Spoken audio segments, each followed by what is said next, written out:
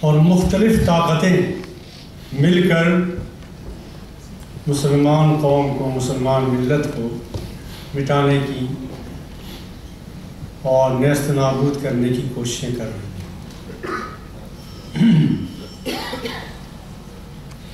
مگر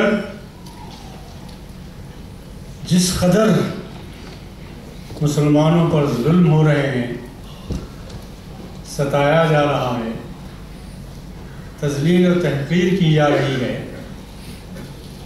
اسی نسبت سے اسلام کا بول بالا ہو رہا ہے۔ یہ دونوں چیزیں الگ الگ دیکھیں آپ، دونوں چیزوں کو ساتھ نہ دیکھیں، اور ہمیں یوں سوچنا چاہیے کہ چند ہزار، چند لاکھ مسلمان اگر قربان ہو جائیں اسلام پر اور اسلام کا علم بلند ہو جائے تو نفع کا سودا ہے، گھاٹے کا سودا نہیں۔ ہندوستان کے ایک بہت مشہور، بہت معروف، بہت قابل احترام عالم گزرے ہیں، ابھی حال میں 9 سال پہلے ان کا انتقال ہوا ہے، مولانا ابو الحسن علی ندوی۔ نام سنا ہوگا آپ نے، نہ سنا ہو تو آپ سن لیجیے۔ اب ہو گیا۔ انہوں نے بہت کتابیں لکھی، ایک کتاب ان کی بہت مشہور ہے، مسلمانوں کے عروج و زوال کا دنیا پر اثر۔ یہ بہت مشہور کتاب ہے۔ اس کا عربی میں بھی ترجمہ ہوا، اس کا انگریزی میں بھی ترجمہ ہوا، اور زبانوں میں بھی ترجمہ ہوا، بہت سی زبانوں میں ترجمہ ہوا، بہت مشہور کتاب۔ اور اس کتاب نے خاص طور پر عرب میں مولانا کو بہت متعارف کرایا۔ اس کتاب میں مولانا نے ضلع مظفر نگر کے قصبہ نانوتا کا ذکر کیا۔ مظفر نگر میں قصبہ ہے نانوتا۔ نانوتے میں ایک زمین پر جھگڑا تھا ہندوؤں کا اور مسلمانوں کا، آپس میں جھگڑ رہے تھے۔ ہندو کہتے تھے یہ مندر ہے، مسلمان کہتے تھے یہ مسجد ہے۔ یہ جھگڑا اور مقدمہ چلتا رہا۔ دور تھا انگریز کا، انگریز جج تھا۔ اس نے مسلمانوں اور ہندوؤں سے کہا کہ تمہارے درمیان، تمہاری بستی میں اگر کوئی بزرگ ہوں، بڑی عمر کے انسان ہوں، وہ ہندو ہوں یا مسلمان ہوں، بڑی عمر کے ہوں، اور ان کا امیج اچھا ہو، سچ بولتے ہوں، وہ آ کے گواہی اگر دے دیں تو مسئلہ آسان ہو جائے۔ تمام مسلمانوں نے تو کچھ نہیں کہا، لیکن ہندوؤں نے کہا ہاں حضور ایک مسلمان عالم ہیں، وہ کبھی جھوٹ نہیں بولتے، آپ ان کو بلا لیجئے اور بلانے کے بعد ان سے پوچھ لیجئے، اگر وہ یہ کہیں کہ یہ مندر ہے تو ہمیں دے دیجئے گا، اور اگر وہ یہ کہیں کہ یہ مسجد ہے تو ہم سب تیار ہیں دینے کے لیے۔ یہ ہندوؤں نے کہا۔ انگریز جج نے مولانا کے نام ایک خط لکھا اور بھجوایا۔ اس میں یہ لکھا کہ بہت زمانے سے مقدمہ چل رہا ہندو مسلمانوں کا، مسجد و مندر کا، آپ تشریف لے آئیں اور گواہی دے دیں تو مسئلہ حل ہو جائے۔ مولانا کا نام مجھے یہاں تک یاد پڑ رہا ہے، الہ بخش ہے۔ مولانا الہ بخش نے جواب دیا انگریز جج کو کہ میں کیسے آ سکتا ہوں، میں نے تو قسم کھا رکھی ہے کہ تم جیسے عیسائی کا کبھی چہرہ نہیں دیکھوں گا، میں کیسے آ جاؤں؟ کبھی ہمارے یہ تیور تھے، کبھی تھے جب انگریز وہاں تھا، اب وہ وہاں نہیں ہے، کہیں اور ہے، لیکن یہ تیور ہمارے نہیں رہے۔ جب وہاں تھا تو ہمیں خوف نہیں تھا، اب جب وہاں نہیں ہے تو ہم خوف کے مارے سب کچھ کرنے کو تیار ہیں۔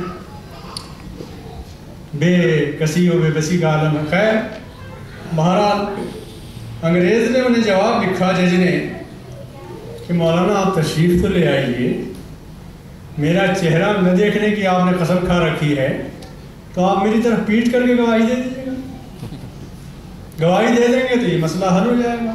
مولانا تشریف لائے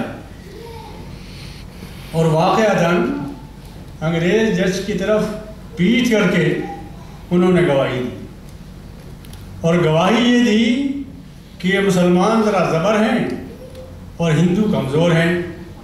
یہ خامخواہ کی بات ہے، مندر ہے یہ ہندوؤں کا ہے، مسلمان جھوٹ بول رہے ہیں، مسجد نہیں ہے۔ مسلمان مقدمہ ہار گئے، ہندو مقدمہ جیت گئے۔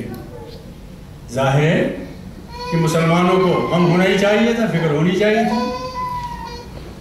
بہرحال اس عدالت سے مسلمانوں نے شکست کھائی، مسلمان مقدمہ ہار گئے اور ہندو مقدمہ جیت گئے۔ اس کے بعد مولانا الہ بخش صاحب اپنے گھر کی طرف جانے لگے۔ اب ظاہر ہے وہ گھر جانے لگے تو مسلمان تو خفا تھے ہی ان سے، انہوں نے ساتھ دیا نہیں، لیکن ہندو سب چپٹ گئے، ہندو نے گھیر لیا انہیں اور کہا حضرت اب اکیلے نہیں جائیں گے آپ، ہم سب مسلمان ہو کر آپ کے ساتھ جائیں گے۔ مولانا علیمیہ نے لکھا ہے کہ بلا شبہ مسلمان تو مقدمہ ہار گئے، لیکن اسلام مقدمہ جیت گیا۔ اس وقت پوری دنیا میں یہی کیفیت ہے، یہی حالت ہے، ہم ہر جگہ مقدمہ ہار رہے ہیں، ہر طرف مقدمہ ہار رہے ہیں، لیکن اسلام ہر جگہ مقدمہ جیت رہا۔ اس دور میں جس میں ہم ہیں، کبھی مسلمان معاشرے کو یہ توفیق نہیں ہوئی تھی کہ اس کثرت سے قرآن کے درس دیں، درس کے حلقے قائم کریں اور مسلمان بچوں کو حفظ کرائیں۔ ہم لوگ گئے ہیں امریکہ، Australia, Japan, England, German, France, کہاں کہاں گئے ہیں ہم لوگ، اسی دور میں گئے ہیں، اور ہر جگہ جانے کے بعد ہم نے اپنے کو غائب نہیں کر دیا ہے۔ سنڈے سیٹرڈے اسکول کھولے ہیں ہم نے ہر جگہ، اور وہاں ہماری خواتین، مسلمان خواتین سنڈے سیٹرڈے اسکولوں میں بچوں کو قرآن، حدیث، دینیات، اسلامیات، کلمے، نماز، روزہ، دعائیں، یہ سب سکھاتی ہیں۔ اور اللہ کا شکر اور احسان یہ ہے کہ یہ بچے جو امریکہ گئے، انگلینڈ گئے، جرمن گئے، جاپان گئے، یہ ضائع نہیں ہو رہے ہیں، یہ اسلام سیکھ رہے ہیں۔ اور سائن یہ ہے، علامت یہ ہے کہ ہمارے بچپن میں تو مسجدوں میں بوڑھے لوگ جایا کرتے تھے، دینی مجلسوں میں بوڑھے لوگ شریک ہوا کرتے تھے۔ آج آپ کسی سینٹر میں چلے جائیں، فرانس میں جائیں، امریکہ میں جائیں، انگلینڈ میں جائیں، کسی اسلامی سینٹر میں جائیں، 75% آپ کو نوجوان لڑکے ملیں گے۔ اتنا ہی نہیں بلکہ لڑکیاں اسکارف پر مصر ہیں، پردے پر مصر ہیں، اور وہ اسلام کا درس دے رہی ہیں، اسلام سیکھ رہی ہیں اور متوجہ ہیں اسلام کی طرف۔ اور ان کو دیکھا دیکھی اس وقت پوری میڈیا میں دنیا کی اگر کوئی دین، کوئی مذہب زیر بحث ہے تو وہ صرف اسلام، کسی اور مذہب کا کوئی ذکر نہیں میڈیا میں، وہ پرنٹ میڈیا ہو یا الیکٹرانک میڈیا ہو، کسی میں کسی دین کا کوئی ذکر نہیں، صرف اسلام کا زیر بحث ہے۔ امریکہ کے تمام یونیورسٹیوں میں 9/11 کے بعد اسلامک سٹڈیز کے شعبے کھل رہے ہیں، پڑھانے والے بھی یہی ہیں۔ حد یہ ہے کہ ہمارے مسلمان جو ہندوستان، پاکستان سے آئے تھے، وہ صرف حنفی مسلک سے واقف تھے یا زیادہ سے زیادہ اہل حدیث مسلک سے واقف تھے، انہیں نہیں معلوم تھا کہ شافعی مسلک کیا ہے، حنبلی مسلک کیا ہے، امام مالک کا مسلک کیا ہے۔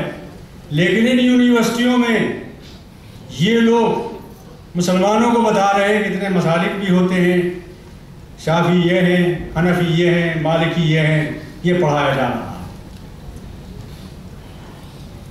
یہ سائن ہے، منصوبہ ہے، اللہ تعالیٰ کا کوئی منصوبہ ہے، اور اس منصوبے کے نتیجے میں اللہ تعالیٰ نے یہ سب کو کاموں میں لگا دیا۔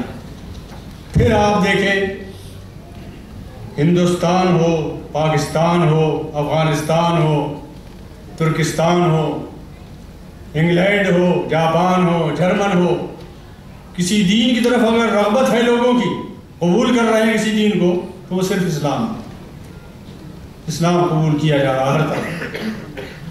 اور سب سے ٹاپ پر ہے اس وقت امریکہ، جہاں لوگ اسلام قبول کر رہے ہیں، شب و روز اسلام قبول کر رہے ہیں۔ سوچنے کی بات یہ ہے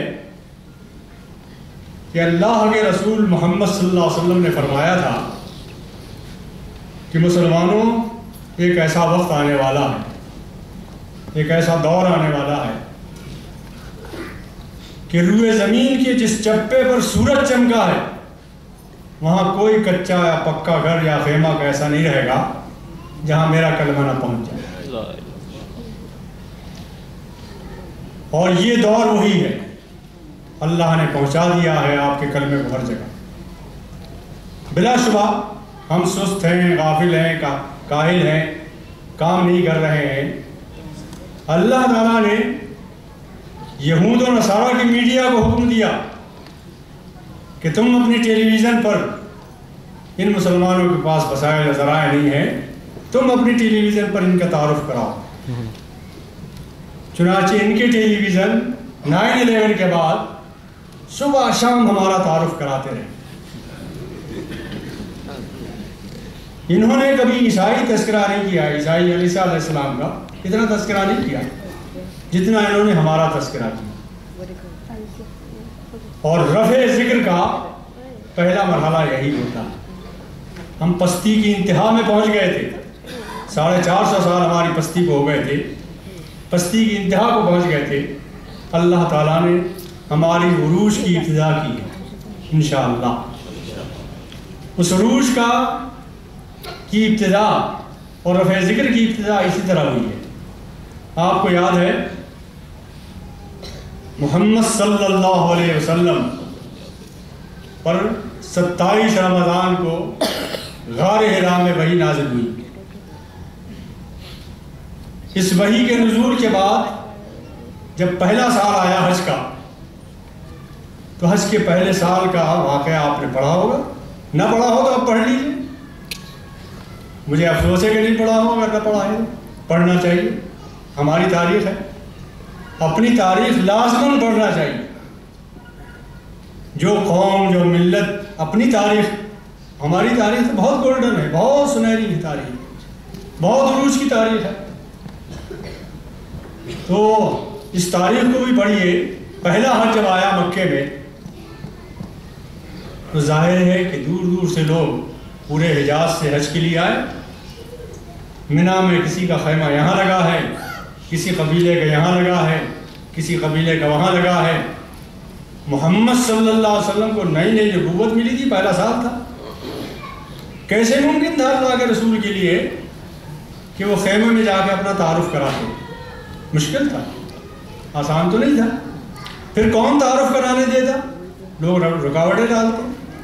تو اللہ تعالیٰ نے ابو جہل کو، عتبہ کو، ابو سفیان کو، ان بڑے بڑے سرداران قریش کو مقرر کیا کہ جاؤ ایک ایک خیمے میں محمد صلی اللہ علیہ وسلم کا تعارف کراؤ۔ چنانچہ یہ ابو جہل، ابو لہب، عتبہ، سفیان، یہ لوگ گئے، خیموں میں گئے اور کہا دیکھو ہوشیار رہنا، یہاں ایک شخص نے نبوت کا دعویٰ کیا ہے، وہ ایک کلام سناتا ہے، اس میں جادو کا اثر ہے، بچے رہنا۔ ذرا غلط تعارف کرایا کہ تعارف تو یہ کرائیں جیسے معلوم ہوگا۔ کیا نتیجہ نکلا اس کا؟ نتیجہ یہ نکلا کہ یہ قبیلے جب اپنے اپنے ٹھکانوں پر واپس